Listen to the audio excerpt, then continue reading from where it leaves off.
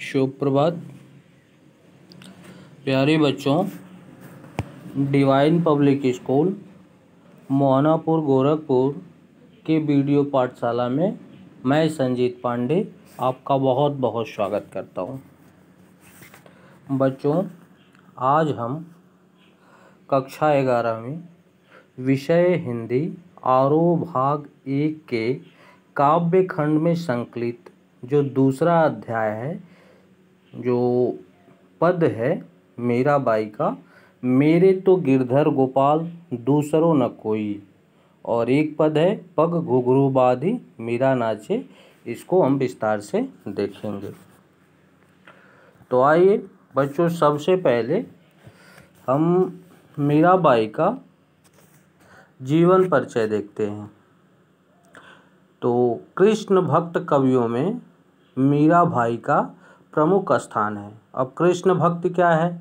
तो एक कवियों का कालक्रम चला कि भक्ति काल के कवि हुए। भक्ति काल को एक निर्गुण एक सगुण में बांटा गया, एक राम भक्ति और एक कृष्ण भक्त में बांटा गया, और कृष्ण भक्त के जो कवि हुए उसमें मीरा का स्थान है। उनका जन्म सन 1498 ईस्वी में मारवाड़ रियासत के कुड़की नामक गांव में हुआ था। इनका विवाह मात्र 12 वर्ष की आयु में चित्तौड़ के राजा राणा सांगा के पुत्र कुंवर भोजराज के साथ हुआ। शादी के 7 से 8 वर्ष बाद ही इनके पति का देहांत हो गया। अर्थात 12 वर्ष की अवस्था में शादी होती है और लगभग 19-20 वर्ष की अवस्था में जब अपने जीवन के प्रौढ़ावस्था पे होती हैं ये, तब उस दौरान इनके पति की मृत्यु हो जाती है। भोजराज के दूसरे पुत्र मनुराज और इनके देवर जो मनुराज थे, वो और राणा सांगा दोनों लोगों ने मिल करके और इनको भांत भांत की यातनाएं दी। भांत भांत के इनको यातना में कष्ट पीड़ा होता है, भांत भांत की तरह इन्होंने सताने का कार्य किया। कई तरह के उद्धरण सुनने को मिलते हैं, किंवदंतियाँ हैं, कहाँ तक सार्थक हैं अब ये हम नहीं इसको सेटिस्फाइड कर सकते आपको, ये तर्क हमको कहाँ से, लेकिन लोग किंवदंतियाँ कहते हैं, छोटी छोटी कहावतें हैं इनके संदर्भ में, कि कुछ लोग कहते हैं आगे एक उद्धरण मिलेगा, वो आप ही के प्रमाण इसका सिद्ध होता है, आप ही की पाठ्य पुस्तक थे। तो मीर राणा ने विष का प्याला भेजा मीर पीवत मीरा हाँसी, कि राणा जी ने इनको मारने के लिए विष का अर्थात जहर का प्याला दे दिया था, लेकिन उसको भी ये पी करके और कुछ इनके ऊपर असर नहीं हुआ, क्योंकि दैवी कृपा इनके ऊपर थी। तो इनके मारने के संदर्भ में जो विधान थे वो कई तरह के उद्धरण मिलते हैं। ऐसा कहा जाता है कि हाथियों के जो बाड़े थे, बाड़े में जहाँ हाथियाँ बांधी जाती हैं, कि हाथियों के दौड़ में इनको छोड़ा गया, घोड़ों की रेस में इनको छोड़ा गया, कांटे की सैया पर इनको बैठाया गया, अर्थात इनके जो बिस्तर से वो नुकीले कीलों की भांति कर दिया गया, उस पर लेटाया गया, लेकिन वो सब कुछ परिवर्तित हो जाता था। अर्थात कांटा गुलाब के रूप में परिवर्तित हो गया, हाथी घोड़े इनको बचा करके चले जाते थे। जहाँ 100-100 200-200 हाथी घोड़े एक साथ दौड़ने का कार्य कर रहे, उनके बाड़े खोले जाते थे और उनके बीचों बीच ये होती थी, और उनके किसी भी तरह से पैर का या उनके शरीर का कोई भी अंग इनको टच नहीं करता था, अपने आप वैसे ही कि वैसे ही। तो जैसे प्रहलाद की भक्ति आपने देखी होगी, एक महाभारत में आपने कृष्ण भक्त प्रहलाद को देखा होगा, और जिस पर होलिका मनाते हैं कि जब हिरण्यकशिपु की बहन होलिका प्रहलाद को अपनी गोद में लेकर के बैठती हैं कि ये जल करके भस्म हो जाएगा, लेकिन होलिका खुद ही जल जाती हैं और प्रहलाद ईश्वर भक्ति में लीन होता है, उसे किसी चीज़ की असर नहीं पड़ती। वैसे इनकी जो आराधना थी, बचपन से ही कृष्ण के प्रति लगाव था, और उक्त पंक्ति में इन्होंने कहा भी है कि मेरे तो गिरधर गोपाल दूसरे ना कोई, अर्थात इस संसार में मेरा कोई है, चाहे पति के रूप में, स्वामी के रूप में, मालिक के रूप में, मित्र के रूप में, सखा के रूप में, जिस रूप में अगर कोई है, इसमें साफ उन्होंने स्पष्ट किया है कि पति के रूप में अपनाने का कार्य किया है, तो मीरा के रूप में कृष्ण के रूप में ही पाने का कार्य किया है। एक और उदाहरण देना चाहेंगे। कहा जाता था कि उनकी मृत्यु के बाद ये कमरे में जब होती थी, तब अपने आप इनकी जैसे काल्पनिक इनकी जो सोच होती थी, कल्पना जो होती थी, इनको ऐसा लगता था कि सामने हमारे कृष्ण हैं और उनसे ये बात किया करती थी। तो जो अगल बगल के लोग, दासियां हुआ करती थी, जो राजघराने के अन्य लोग हुआ करते थे, इनके ससुर राणा सांगा जी हुआ करते थे, इनके देवर मनुराज जी हुआ करते थे, तो ये लोग जब आवाज़ सुनते थे तो इनके चरित्र पर शक होता था कि कमरे में कोई है, और जैसे ही कमरा खोला जाता था वहाँ कोई नहीं पाया जाता था। ये स्वयं अपने आप से बात करती थी, अपने ईश्वर से बात करती थी और ईश्वर रूपी पद से बात करती थी। ऐसी परंपराएं देखने को मिलती है। तो बचपन से ही कृष्ण भक्त इनके जो थी भक्ति भावना इनके मन में जन्म कर चुकी थी, और इसलिए अपना आराध्य जो इनके आराध्य थे वो पद कृष्ण को ही मानती हैं। इन्होंने दूर दूर तक यात्राएं की हैं। चित्तौड़ राजघराने में अनेक कष्ट सहने के बाद, तमाम तरह को भोजन नहीं दिया गया, इनको जैसा अभी बताया कि जंजीरों में जकड़ करके रखा गया और लिटा दिया जाता, तमाम तरह के ऐसे छोटे छोटे कष्ट दिए जाते थे जिसको सब कुछ सह कर करके, और इन्होंने कि चित्तौड़ राजघराने के अनेक कष्ट उठाने के बाद ये वापस मेवाड़ता आ गई।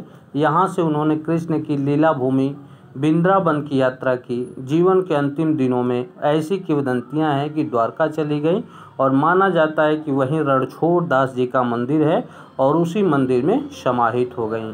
इनका देहावसान 1546 ईस्वी में माना जाता है। एक और इनके जो गुरु थे वो संत रैदास थे, और रैदास के विषय में कहावत है, स्वयं रैदास जी कहते हैं कि क खालसा मैं चमार, कि का खालसा रैदास चमार, अर्थात रैदास मोची का काम करते थे, जूता चप्पल सीने का काम करते थे, लेकिन कृष्ण की भक्ति इतनी अटूट करते थे, इतनी अटूट करते थे कि उनके जो स्वर निकलते थे वह इतने भक्तिमय, इतने भाव विभोर हो जाते थे कि उनमें लगता था साक्षात कृष्ण भगवान के वो दर्शन करते थे और किसी चीज़ की उनको परवाह नहीं होती। बचपन से उनके मन में कृष्ण की भावना जन्म ले चुकी थी, इसलिए कृष्ण को ही अपना आराध्य पद मान लेती है उनके सानिध्य में आने के कारण। एक और देखते हैं कि भक्तिकालीन कवियों की तरह मीरा ने भी देश के दूर दूर तक यात्राएं की, और अंत में जैसा आपने बताया कि हमने कि रणछोड़ दास जी के मंदिर में जा कर के और ले ली। एक और चीज़ देखेंगे कि लोकलाज और कुल की मर्यादा के नाम पर लगाए गए सामाजिक, अर्थात इनको कहते हैं कि छाड़ दे कुल की कहानी कहाँ करी कोई, संतन डिंग बैठ बैठ लोक लाज खोई, अर्थात राजघराने की अपनी मान मर्यादा होती है, अपनी एक सीमा होती है, अपना एक संस्कार होता है। जैसे राजघराना छोड़ दीजिए, आप अपने और हमारे घरों में देख लीजिए कि जो नई नवेली दुल्हनी आती है गांव में, तो उसे हम जो घर की सास माँ या घर की जो जेठानियाँ होती हैं उसे समझाने का कार्य करती हैं कि बहुएं घर से बाहर नहीं जाएंगी।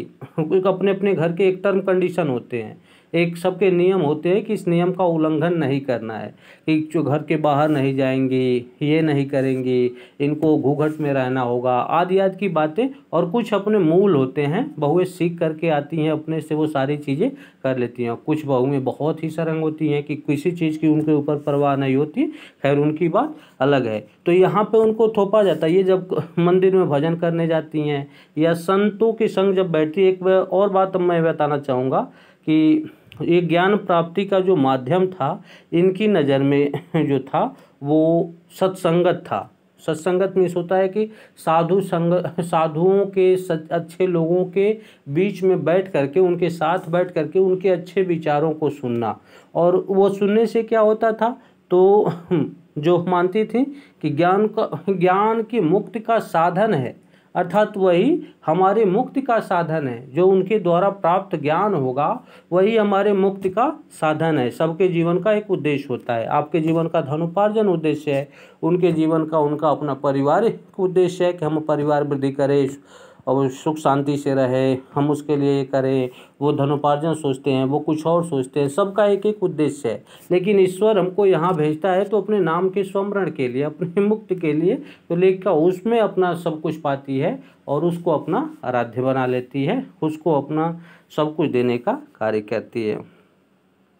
तो कहते हैं कि वो लोग सोचते हैं कि मंदिरों में जाना, हमारे राजघराने की परंपरा के खिलाफ है। और साधु संगतों के बीच बैठना, उनकी संगत सुनते सुनते नाचने लगना, भाव विभोर हो जाना, सर से पल्लू अर्थात घूंघट हटा लेना आदि आदि की जो परंपराएं थी, ये उनके कुल के ऊपर धब्बे का काम था। और जब इस तरह के कृत्य देखे तो इनको मारने के लिए बार बार तरह तरह के षड्यंत्र रचने लगे, और इसी से ये वापस में वार्ता चली जाती हैं और वहाँ से रणछोड़दास जी के मंदिर में अंत में समाहित हो जाती हैं। फिर कहते हैं कि मीरा की कविता में प्रेम की गंभीर अभिव्यंजना है, अर्थात इनकी जो कविताएं दिखाई देती है उसमें प्रेम का साक्ष्य एकदम जो प्रतिरूप होता है वो सामने दिखाई देता है। उनकी विरह वेदना है, उसमें मिलन का उल्लास है। मीरा की कविता का प्रधान गुण सादगी और सरलता है। कला का भाव भी उसकी सबसे बड़ी कला है। उन्होंने मुक्त गेय पदों की रचना की है। लोक संगीत और शास्त्रीय संगीत दोनों में उनके पद आज भी लोकप्रिय हुए हैं। मीरा की कविता के मूल में अर्थात उसके भीतर उसको पढ़ने के बाद उनकी करुण व्यथा जो है वो प्रकट हुई है। उनकी कविता में दर्द है। वे बार बार कहती हैं कि मेरे दर्द को पहचानता नहीं, न तो शत्रु और न ही कोई मित्र। यहाँ पहले पद जो वो बताने का कार्य करती हैं कि पहले पद में मीरा ने कृष्ण से अपनी अनन्यता व्यक्त की है तथा व्यर्थ के कार्यों में व्यस्त लोगों के प्रति दुख प्रकट किया है कि हम पढ़ाई कर रहे हैं, वो कर रहे हैं, वो जुए खेल रहे हैं, ताश खेल रहे हैं, समय की गप्पी मार रहे हैं, तो समय की बर्बादी कर रहे हैं। इन सब कार्यों से अच्छा है कि अप्रभु की भक्ति में लीन हो जाइए। अर्थात ये जैसे कुछ ऐब जो मनुष्यों के अंदर है वो उनको दूर करना चाहती हैं। और ऐसे अगर आप कुछ धनोपार्जन कर रहे हैं, आपके ऊपर परिवार का बोझ है, अर्थोपार्जन कर रहे हैं, पढ़ाई कर रहे हैं, अपने जीवन को सार्थक रूप में ले रहे हैं तो सही है। लेकिन अगर निरर्थक रूप में आप अपने जीवन को व्यतीत कर रहे हैं तो इससे अच्छा है कि आप इसमें आ जाइए और अपने आप को व्यस्त रखिए।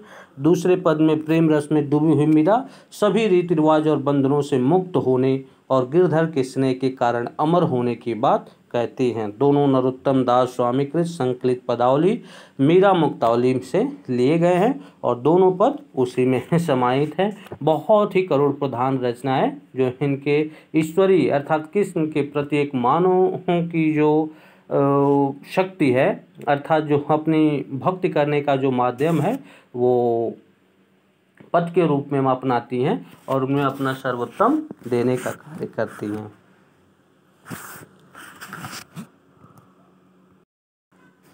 पहला पद है कि मेरे तो गिरधर गोपाल दूसरो न कोई, जाके सिर मोर मुकुट मेरे पति सोई।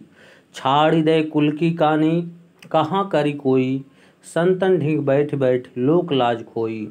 असुवन जल सींच सींच प्रेम बेली बोई, अब तो बेली फल गई हैं आनंद फल होई। दूध की मथनियाँ बड़े प्रेम से बिलोई, दही मथी घृत काढ़ी लियो, डारी दही छोई। भगत देखी राजी हुई जगत देखी रोई, दास मीरा लाल गिरधर तारो अभिमोही। बहुत ही करुण प्रधान और बहुत ही महत्वपूर्ण रचना है। आप गौर से देखेंगे कि कहती हैं आइए कुछ सबसे पहले जो कठिन शब्द हैं उनके अर्थ देख लेते हैं। तो गिरधर मीन्स होता है कि गिर मीन्स गिर पर्वत और धर मीन्स होता है धारण करने वाला। तो गिर पर्वत को अपनी कानी उंगली पे उठाने वाले कौन है, तो भगवान श्री कृष्ण है। और गोपाल मीन्स क्या होता है, गाय पालने वाले कौन है, तो कृष्ण है। मोर मुकुट, किनके सर पे मोर का मुकुट लगा रहता है, मोर के पंख आगे की तरफ लगे होते हैं, तो मोर मुकुट मीन्स मोर का मुकुट जो कृष्ण भगवान के सर पे लगा रहता है। सोई मीन्स क्या होता है, वही। जाके मीन्स क्या होता है, जिसके। और छाड़ी दई मीन्स क्या होता है, छोड़ दी। कुल की कानी मीन्स क्या होता है, परिवार की मर्यादा। करिहे मीन्स क्या होगा, करेगा। कहाँ, क्या। ढींग मीन्स क्या होगा, पास। लोक लाज मीन्स क्या होता है, समाज की मर्यादा। और असुवन मीन्स आंसू, सींच मीन्स सींच कर, मथनिया मीन्स मथानी, बिलोई मीन्स मथी और दधी मीन्स दही, घृत मीन्स घी, काढ़ लियो निकाल लिया, डार दई डाल दी, जगत संसार, तारो उद्वार, छोई छाछ, सारहीन अंश जो छोड़ दिया जाता है, मोई मुझे। ये इसके कठिन शब्द हैं। आइए इस पद की व्याख्या देखते हैं कि मेरे तो गिरधर गोपाल दूसरे न कोई। मीराबाई कहती हैं कि मेरे तो गिरधर गोपाल अर्थात कृष्ण ही सब कुछ हैं। मेरे तो गिरधर गोपाल दूसरे न कोई, अर्थात मेरे तो गिर पर्वत को धारण करने वाले भगवान श्री कृष्ण ही सब कुछ हैं और दूसरा हमारे संसार में कोई है ही नहीं है। माता के रूप में, पिता के रूप में, पत्नी के रूप में, भाई के रूप में, सखा के रूप में, मित्र के रूप में, सब रूपों में मैंने उन्हीं को पाया। लेकिन सब रूपों का एक मूल जो रूप है जिसको ये अपना शीर्षक बनाती हैं, अपना विषय बनाती हैं कि पति, कि मैंने उन्हीं को पति के दूसरों न कोई। आगे दूसरे लाइन में कहती हैं जाके सिर मोर मुकुट मेरे पति सोई, अर्थात जिनके सिर पर मोर का मुकुट लगा हुआ है वही मेरे पति होंगे। अर्थात उनको एक मरूह नाम दे देती हैं, एक माध्यम दे देती हैं। पहले पंक्ति के लास्ट में कहती हैं दूसरे ना कोई। तो हमारे जीवन में कौन है? माता है, पिता है, भाई है, बहन है, भतीजे हैं, भतीजियाँ हैं आदि जो लोग हैं, अपने हित मित्र नाथ रिश्तेदार, यही लोग तो हैं। लेकिन इनके दुनिया में वो कोई नहीं है। सारे रूपों में अगर किसी को पाती हैं तो वो कृष्ण भगवान को, और कृष्ण भगवान को एक रूप का नाम देती हैं कि मैं उनको किस रूप में पाना चाहती हूँ, तो पति के रूप में पाना चाहती हूँ। छाड़ दे कुल की कहानी कहाँ करी कोई, कहती हैं कि उनके लिए मैंने परिवार की मर्यादा भी छोड़ दी। छाड़ दे कुल की कहानी कहाँ करी कोई, उनके लिए मैंने परिवार की मर्यादा भी छोड़ दी। अब मेरा कोई क्या कर सकता है? अर्थात जिस बंधन में, जिस मर्यादा में, जिस सीमा में रहने की बात की जाती थी, मैंने सब कुछ छोड़ दिया है। अब मेरा कोई क्या कर सकता है? संतन ढिंग बैठ बैठ लोक लाज खोई। साधु और संतन में होता है साधु और सज्जनों का जो संगत होता है। तो कहती हैं संतन ढिंग अर्थात साधु और सज्जनों के, ढिंग मीन्स पास, कि साधु और सज्जनों के बीच, उनके पास, उनके संपर्क में, उनके बीचों बीच बैठ करके हमने लोक लाज अर्थात जो लोक संसार, लोक मीन्स संसार और लाज मीन्स लोक शर्माने की, परंपराएं निभाने का एक जो माध्यम है, इसको मैंने खो दिया है। असुवन जल सींच सींच प्रेम बेल बोई, मैंने प्रेम रूपी बेल को अर्थात श्री कृष्ण के पास जो प्रेम रूपी बेल है अर्थात श्री कृष्ण रूपी पौधे को जो मैंने सींचने का कार्य किया है, वो मैंने अपनी आंसुओं के जल से सींचने का कार्य किया है। उनकी पीड़ा में, उनकी व्यथा में मैंने इतना द्रवित हुई हूँ, इतनी कष्ट में मैं रही हूँ कि मेरे आंखों से इतना आंसू गिरा है, उससे मैंने बेल अर्थात एक बेल के निर्माण कर लिया है। अब तो बेल फल गए हैं आनंद फल हुई। अब संसार के लोग कहते हैं कि तुम छोड़ दो, तुम ही रास्ता नहीं अपनाओ। इस जीवन के जितने कष्ट थे, जितने बंधन से सब कुछ मैंने सह लिया, अब तो सिर्फ वहाँ से आनंद ही आनंद मिलने वाला है। तो लोग कहते हैं कि छोड़ दो। दूध की मथनियाँ बड़े प्रेम से बिलोई, दही मथी घृत काढ़ लियो, दार दय छोड़ी।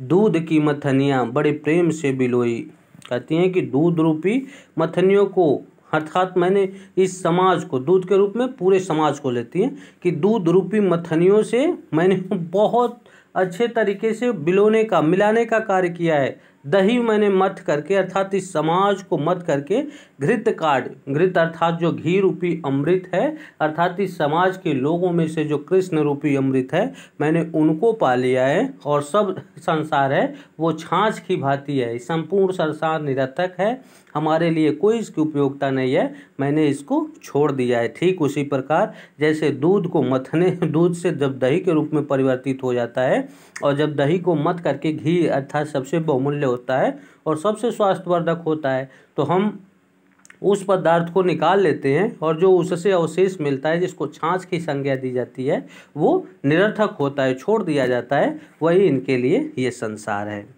फिर कहती हैं कि भगत देखी राजी हुई, जगत देखी रोई, अर्थात मीरा कृष्ण के भक्तों को जब देखती हैं, जब उनकी कहीं भक्ति हो रही होती है, जब प्रभु कृष्ण भगवान के भक्तों को देखती हैं तो बहुत प्रसन्न होती हैं। जगत देखी राजी हुई, भगत देखी राजी हुई, जगत देखी रोई। लेकिन जैसे इस संसार के लोगों की तरफ इनका ध्यान जाता है, जो मोह माया में भौतिक संसाधनों में लिप्त हैं, जो अत्यधिक धन उपार्जन करना चाहते हैं, अपने पराये का भेदभाव करना चाहते हैं, भौतिक सुखों को भोग रहे हैं, वो उनमें लिप्त देख करके रोने लगते हैं, इनका मन दुखी हो जाता है।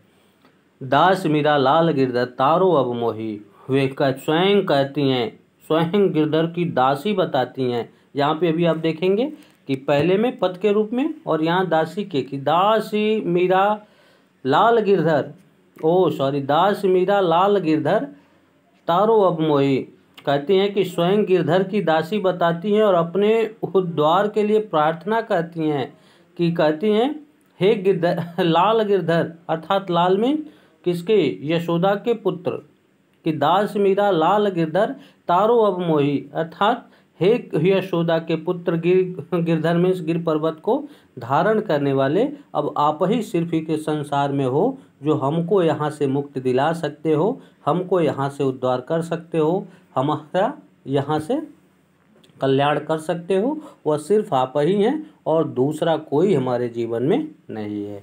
इस तरह से इनकी संपूर्ण व्याख्या है। कहीं से किसी तरह आपको अगर दिक्कत होती है तो आप बेहिचक पूछने का प्रयास करिएगा।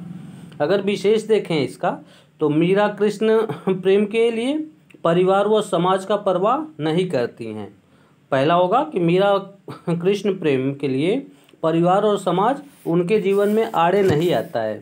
और दूसरा कि मीरा की कृष्ण के प्रति अनन्यता व समर्पण भाव व्यक्त हुआ है। तीसरा क्या है कि कई कई पदों में, ढेर सारे पदों में अनुप्रास अलंकार की छटा देखी जा रही है। बैठ बैठ सींच सींच, दो ऐसे शब्द आए हुए हैं कि बैठ बैठ सींच सींच में पुनरुक्त प्रकाश अलंकार है, माधुर्य गुण है, ओज प्रसाद माधुर्य, तीन तरह के काव्य गुण पाए जाते हैं, जिसमें से माधुर्य गुण है। भाषा आप देख ही रहे हैं कि राजस्थानी मिश्रित ब्रज भाषा का सुंदर प्रयोग है।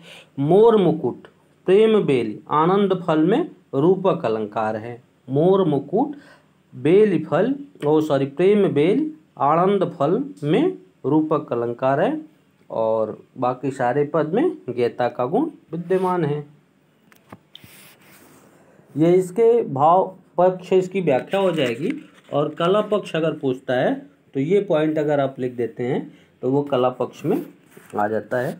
आइए दूसरा देखते हैं कि पग घुघरू बाधी मीरा नाची। दूसरा पद है कि पद घुघरू बाजी मीरा नाची, मैं तो मेरे नारायण सु आप ही हो गई साची। लोग कहे मीरा भई बावरी, नात कहे कुलनासी, विष का प्याला राणा भेजिया पीवत मीरा हासी। मीरा के प्रभु गिरधर नागर सहज मिले अविनाशी। पग मीन्स, आइए कुछ कठिन शब्दों को देखते हैं कि कुछ ऐसे शब्द हैं जो थोड़ी से आपके समझ से परे होंगे, बाकी आप सारी चीज़ें समझते होंगे। एक दो शब्द ऐसे होंगे, जैसे पग देख लेते, तो पग मीन्स क्या होता है, पैर होता है। और नारायण मीन्स क्या होता है, ईश्वर होता है। आप ही मीन्स क्या होता है, स्वयं, स्वयं की। साची मीन्स सच्ची। भय मीन्स होना। बावरी मीन्स पागल। और न्यात मीन्स परिवार के लोग या बिरादरी, अपनी जो कुल पटदार होते हैं, जो अपने परिवार के लोग होते हैं, वो कहते हैं। कुलनाशी मीन्स कुल का नाश करने वाली। विष मीन्स जहर। पीवत मीन्स पीती हुई। हांसी मीन्स हंस दी। गिरधर मीन्स पर्वत को उठाने वाले। नागर मीन्स चतुर होता है। और अविनाशी मीन्स अमर होता है। तो कहती हैं कि पग घुघरू बाधी मीरा नाचे। मीरा कहती हैं कि वह पैरों में घुघरू बांध कर कृष्ण के समक्ष नाचने लगती हैं। पग घुघरू बाधी मीरा नाचे, अर्थात जैसे एक उदाहरण ये होता है कि अपने पैरों में घुघरू बांध करके और मंदिरों में वो नाचने लगती हैं। दूसरा यहाँ पे एक अर्थ निकलता है कि जब वो सत्संगत में होती हैं, साधु सज्जनों की संगत में होती हैं, तो उनके प्रवचन सुन करके इतनी भाव विभोर हो जाती हैं कि वहीं ये नाचने लगती हैं। तो कहते हैं कि अपने पैरों में घुघरू बांध करके कृष्ण के समक्ष नाचने लगती हैं। मैं तो मेरे नारायण सु आप ही हो गई साची। और कहते हैं इस कार्य में यह बात सच हो गई कि मैं अपने कृष्ण की हूँ। मैं तो मेरे नारायण सु आप ही हो गई साची। कहती हैं कि इससे यह सिद्ध हो गया कि मैं अपने नारायण की, अर्थात मैं अपने ईश्वर की हूँ, और ये बात सच हो गई। कहते हैं फिर लोग कहे मीरा भाई बावरी नाथ कहे कुलनासी। उनके इस तरह के व्यवहार से लोग उन्हें पागल कहते हैं। परिवार और बिरादरी वाले लोग कहे मीरा भाई बावरी नाथ कहे कुलनासी, कि उनके जो परिवार के लोग हैं, जो उनके बिरादरी के लोग हैं, जो उनके कुल के लोग हैं, वह सब कहते हैं कि अपने कुल खानदान की इज्जत को भ्रष्ट करने आई है, नाश करने के लिए आई हुई है। मीरा एक विवाहिता है, एक मान मर्यादा में उसको रहने की एक सीमा है जिसका वो उल्लंघन कर रही है। उसका यह कार्य कुल की मान मर्यादा के बिल्कुल विरुद्ध है, उसे ऐसा कदापि नहीं करना चाहिए। फिर कहते हैं विष का प्याला राणा भेजा पीवत मीरा हंसी। जैसे जब उनको इस तरह के कृत्य करते हुए देखे तो जो उनके ससुर राणा थे, जब कृष्ण प्रेम में इतना भाव विभोर होते देखे तो उन्हें मारने के लिए, अपने कुल की लाज को बचाने के लिए उनके ससुर ने विष का प्याला भेजा। उस प्याले को मीरा ने हंसते हुए पी लिया। पीवत मीरा हंसी, मीरा ने हंसते हुए पी लिया। मीरा कहती हैं कि उसका प्रभु गिरधर बहुत चतुर है। मीरा के प्रभु गिरधर नागर, नागर मीन्स चतुर होता है, कि मीरा के जो प्रभु हैं अर्थात जो ईश्वर हैं, जो स्वामी हैं, वो बहुत चतुर हैं। सहज मिले अविनाशी, मुझे सहज ही उनके दर्शन सुलभ हो गए हैं। अर्थात इस संसार में सबसे आसान, सबसे सहज कोई तरीका है और मुक्ति पाने का सबसे सरल कोई माध्यम है। जीवन में सुख और शांति का सबसे सरल कोई माध्यम है तो वो सिर्फ एक है, भगवान श्री कृष्ण का नाम। और उनके नाम से ही इस संसार के सब कुछ जो हैं वो पूरी तरह से परिवर्तित हो जाते हैं, बदल जाते हैं। मैंने उनको अपने रूप में अर्थात बड़े सहज रूप में वो हमको मिल गए हैं, सुलभ हो गया है, हमारा जीवन सार्थक हो गया है। अब हमको किसी चीज़ की यहाँ कोई परवाह नहीं है। इस पद का विशेष अगर देखें और जो प्रश्नों में आपके कला पक्ष पूछा जाता है वो यही होता है कि कृष्ण के प्रति मीरा का अटूट प्रेम व्यक्त हुआ है। अनुप्रास अलंकार की छटा देखी जा रही है। भाषा राजस्थानी मिश्रित है। बावरी शब्द में बिंब उभरता है, जैसे बावरी की एक बिंब, एक चित्रण आता है कि वो बावरी अर्थात वो पागली कैसी होगी, किस रूप में होगी। फिर मीरा पर हुए अत्याचारों का आभास होता है, पढ़ने से ऐसा प्रतीत होता है कि उनको बहुत सताया गया होगा। संगीतात्मकता है और जो भक्ति का रस है वो भक्ति रस है, साफ दिखाई दे रहा है। इस तरीके से आप इस पद को पढ़ेंगे और कहीं भी किसी तरह के आपके मन में कोई प्रश्न बनता हो या कहीं कोई दिक्कत आती हो तो आप बेहिचक पूछने का प्रयास करिएगा। तब तक के लिए धन्यवाद।